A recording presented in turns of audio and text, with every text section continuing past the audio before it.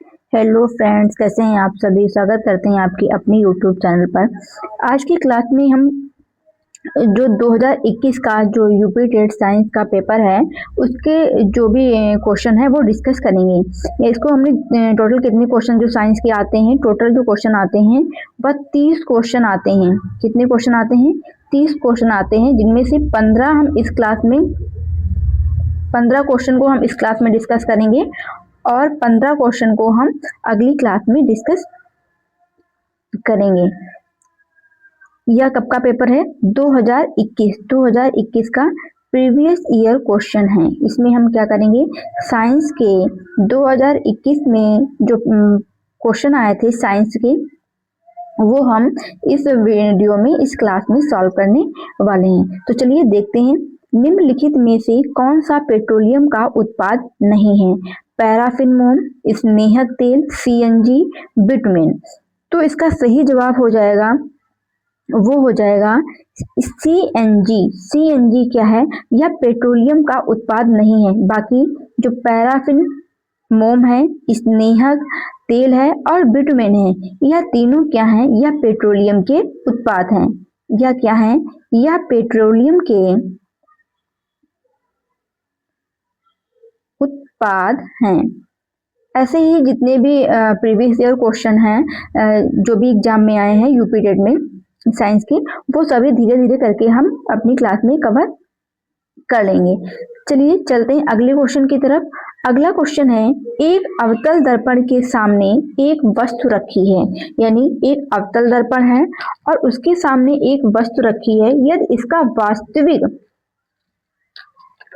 और उल्टा प्रतिबिंब बनता है तो वस्तु की स्थिति क्या होगी? देखिए, एक कॉन्सेप्ट है जिसे हम समझ लेते हैं, जिससे लगभग हमारे सभी क्वेश्चन जो है वो सॉल्व हो जाएंगे। मान लीजिए ये क्या है? पोल है और ये वाला जो पॉइंट है ये क्या? अनंत है और यहाँ पे वक्रता केंद्र है और ये फोकस दूरी है। अब हम बात करेंगे, अगर हमने किसी वस्तु को मान लीजिए हमने ये वस्तु को दिखा दिया और ये वाला सिंबल हमने इमेज को दिखा दिया, यानी प्रतिबिंब को दिखा दिया। तो किसी वस्तु को जब हम अनंत पे रखेंगे, यानी कोई वस्तु हमने यहाँ अनंत पे रखी, तो उसका जो प्रतिबिंब बनेगा वह कहाँ बनेगा? फोकस दूरी पर बनेगा। मान लीजिए यह कोई 1 नंबर की वस्तु है और उसका प्रतिबिंब कहाँ बना? फोकस दूरी पर बना।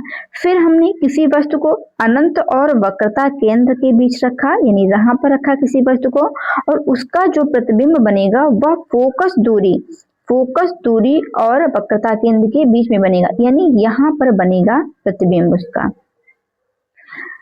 फिर हमने किसी वस्तु को रखा, वक्रता केंद्र पे रखा, जिसका प्रतिबिंब हमें कहाँ मिला? वक्रता केंद्र पर ही बनेगा। फिर हमने एक वस्तु ली जिसे हमने फोकस दूरी और वक्रता केंद्र के बीच में रखा, जिसका प्रतिबिंब जो बना वह कहाँ बनेगा? वक्रता केंद्र और अनंत के बीच में बनेगा। कहाँ बनेगा? वक्रता केंद्र और अनंत के बीच में बनेगा। फिर हमने फोकस दूरी पर किसी वस्तु को रखा, यानी ये वस्तु है, इसे हमने फोकस दूरी पर रखा, जो इसका प्रतिबिंब बनेगा वह कहाँ बनेगा? अनंत पर बनेगा। फिर हमने एक वस्तु ली जिसको हमने फोकस दूरी और ध्रुव के बीच में रखा, यानी यहाँ पे किसी वस्तु को हमने रखा, तो इसका जो प्रतिबिंब बनेगा वह दर्पण के पीछे बनेगा। कहाँ बनेगा? दर्पण के पीछे बनेगा। अब देखिए, ये सभी जो प्रतिबिंब थे, जो ऊपर हम किसी वस्तु को यहाँ रख रहे थे और प्रतिबिंब हमारा यहाँ बन रहा था, तो ये सभी प्रतिबिंब कैसे बन रहे थे? उल्टा बन रहे थे और वास्तविक प्रतिबिंब बन रहे थे। कैसे? उल्टा और वास्तविक प्रतिबिंब बन रहे थे। जो हमने वस्तु फोकस दूरी और पोल के बीच में रखी, उसका प्रतिबिंब जो दर्पण के पीछे बना, यह कैसा बना? आभासी बना, सीधा बना,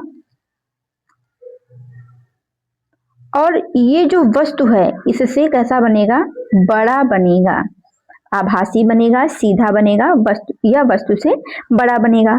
अब हम इसमें क्वेश्चन में क्या पूछा गया था? एक अवतल दर्पण के सामने एक वस्तु रखी है, यदि इसका प्रतिबिंब कहाँ बनता है? इसका इसका वास्तविक और उल्टा प्रतिबिंब बनता है तो वस्तु की स्थिति क्या होगी। प्रतिबिंब कैसा बन रहा है, वास्तविक बन रहा है और उल्टा बन रहा है। इसका मतलब जो वस्तु होगी वह दर्पण के आगे ही यानी जो प्रतिबिंब बन रहा होगा। अब देखिए, जब हमने अनंत पे किसी वस्तु को रखा तो उसका प्रतिबिंब फोकस दूरी पे बना। जब हमने वस्तु को कहाँ रखा, अनंत और वक्रता केंद्र के बीच रखा, उसका प्रतिबिंब कहाँ बना, फोकस दूरी और वक्रता केंद्र के बीच में। अब इसमें पहले ऑप्शन पढ़ लेते हैं। ऑप्शन में ध्रुव और फोकस के बीच में, अगर हम वस्तु को, ये रहा ध्रुव, ये रहा फोकस, अगर हम ध्रुव और फोकस के बीच में वस्तु को रखेंगे तो उसका प्रतिबिंब कैसा बनेगा, आभासी, सीधा और बड़ा। यहाँ पे बात किसकी हो रही है, वास्तविक और उल्टे की बात हो रही है। फिर हमने वक्रता केंद्र के परे, यानी हमने किसी वस्तु को कहाँ रखा, वक्रता केंद्र पे रखा, उसका प्रतिबिंब भी कहाँ बन रहा था, वक्रता केंद्र पर, तो ये भी गलत हो गया और ये भी गलत हो गया। अब फोकस पे, अगर हम किसी वस्तु को फोकस पे रख रहे हैं तो उसका प्रतिबिंब कहाँ बन रहा है, अनंत पे बन रहा है। लेकिन फोकस और वक्रता केंद्र के बीच, यदि हम किसी वस्तु को फोकस और वक्रता केंद्र के बीच में रखते हैं तो उसका जो प्रतिबिंब बनता है वो कैसा बनता है, वास्तविक और उल्टा बनता है। कैसा बनता है, वास्तविक और उल्टा बनता है। यानी जो हमने ये वास्तविक और उल्टा बनता है, तो ये जो ऑप्शन होगा फोकस और वक्रता केंद्र के बीच, तो ये आंसर सही हो जाएगा। अब चलेंगे अगले क्वेश्चन की तरफ। रेड डाटा बुक किसका रिकॉर्ड रखती है, लुप्त प्राय प्रजातियों का, स्थानीय प्रजातियों का, केवल पौधे का, केवल जानवरों का। जो रेड डाटा बुक होती है इसे कौन जारी करता है, IUCN एक संस्था होती है जो रेड डाटा बुक को जारी करती है। इनमें उन सभी प्रजातियों को रखा जाता है जो संकटग्रस्त यानी लुप्त प्राय प्रजातियां होती हैं। तो रेड डाटा बुक में किसका रिकॉर्ड होता है, लुप्त प्राय प्रजातियों का रिकॉर्ड होता है। निम्नलिखित में से कौन सा एक एंटीबायोटिक है, सोडियम बाइकार्बोनेट, स्ट्रेप्टोमाइसिन, अल्कोहल एस्ट। तो इसका सही जवाब हो जाएगा जो एंटीबायोटिक है स्ट्रेप्टोमाइसिन है, स्ट्रेप्टोमाइसिन है। इनमें से जो स्ट्रेप्टोमाइसिन एक एंटीबायोटिक है जो बैक्टीरिया के संक्रमण को रोकने में मदद करती है। एडवर्ड जेनर ने पहली वैक्सीन खोजी थी, जबकि पेनिसिलिन पहली एंटीबायोटिक थी। यानी पेनिसिलिन नाम की जो पेनिसिलिन, इसकी खोज किसने की थी, इसकी खोज की थी अलेक्जेंडर फ्लेमिंग ने। किसने की थी, अलेक्जेंडर फ्लेमिंग ने इसकी खोज की थी। और यह कैसी है, पहली एंटीबायोटिक है। क्या है, पहली एंटीबायोटिक है। चलेंगे अगले क्वेश्चन की तरफ। अगला क्वेश्चन है, ऊष्मा का सबसे अच्छा चालक कौन सा है, पारा है, चांदी है, लोहा है, तांबा है। तो जो ऊष्मा का चालक क्या होता है, जिसमें ऊष्मा प्रवाहित होती है, तो सबसे ज्यादा जो अच्छा ऊष्मा का चालक है वह हो जाएगा चांदी।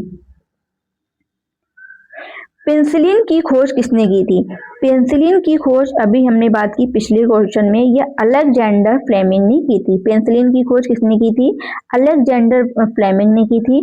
और एडवर्ड जेनर ने क्या की थी, पहली वैक्सीन खोजी थी। एडवर्ड जेनर ने क्या की थी, पहली वैक्सीन की खोज की थी। मानव शरीर की सबसे बड़ी ग्रंथि कौन सी है, अग्नाशय है, थायराइड है, यकृत है या प्यूस ग्रंथि है। तो मानव शरीर की जो सबसे बड़ी ग्रंथि हो जाएगी वह हो जाएगी यकृत। यकृत क्या करता है, बाइल जूस यानी पित्त रस का निर्माण करता है। और पित्त रस जो होता है ये स्टोर कहाँ होता है, तो ये स्टोर होता है पित्त की थैली में, यानी गाल ब्लैडर में। निर्माण कौन करता है, लीवर। अग्नाशय से कौन सा हार्मोन निकलता है, तो इंसुलिन। थायराइड से थायरॉक्सिन हार्मोन। और जो प्यूस ग्रंथि है इससे वृद्धि हार्मोन का सिक्रेशन होता है। किसका, वृद्धि हार्मोन का।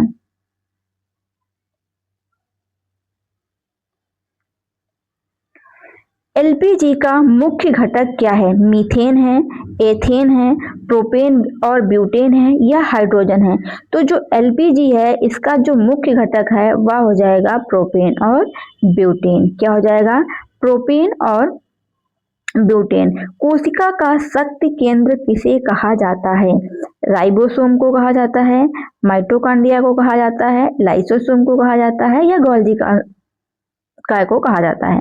तो कोशिका का जो शक्ति केंद्र होता है, पावर हाउस होता है या माइटोकॉन्ड्रिया को कहा जाता है। किसको कहा जाता है? माइटोकॉन्ड्रिया को कहा जाता है, क्योंकि माइटोकॉन्ड्रिया में ही एटीपी के रूप में ऊर्जा का निर्माण होता है। राइबोसोम को क्या कहा जाता है? राइबोसोम को प्रोटीन फैक्ट्री कहा जाता है। क्या कहा जाता है?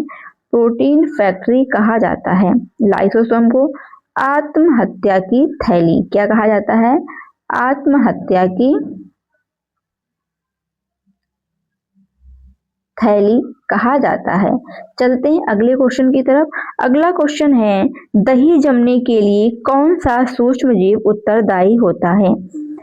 एस्परगिलस, लैक्टोबैसिलस, राइजोबियम या पेनिसिलिन? दही के निर्माण के लिए, दही के जमने के लिए लैक्टोबैसिलस जीव जो होता है यह जिम्मेदार होता है। कौन सा जीव? लैक्टोबैसिलस जीव जिम्मेदार होता है। लैक्टोबैसिलस बैक्टीरिया दूध की लैक्टोज शर्करा को क्या करता है? दूध की लैक्टोज शर्करा को लैक्टिक एसिड में बदल देता है, जिससे दूध दही में जम जाता है। लैक्टोबैसिलस क्या करता है? लैक्टोज शर्करा को, यह क्या करता है? लैक्टोज शर्करा को, एक मिनट, लैक्टोज शर्करा को किसमें बदलता है? लैक्टिक एसिड में बदलता है। ध्वनि की प्रबलता किस पर निर्भर करती है? ध्वनि की प्रबलता यानी ध्वनि की लाउडनेस, ध्वनि की तेज आवाज जो होती है वह किस पर निर्भर करती है? आवृत्ति पर निर्भर करती है, आयाम पर निर्भर करती है, तरंग दैर्ध्य पर निर्भर करती है या वेग पर निर्भर करती है? तो ध्वनि की जो प्रबलता होती है वह आयाम पर निर्भर करती है, आयाम पर निर्भर करती है।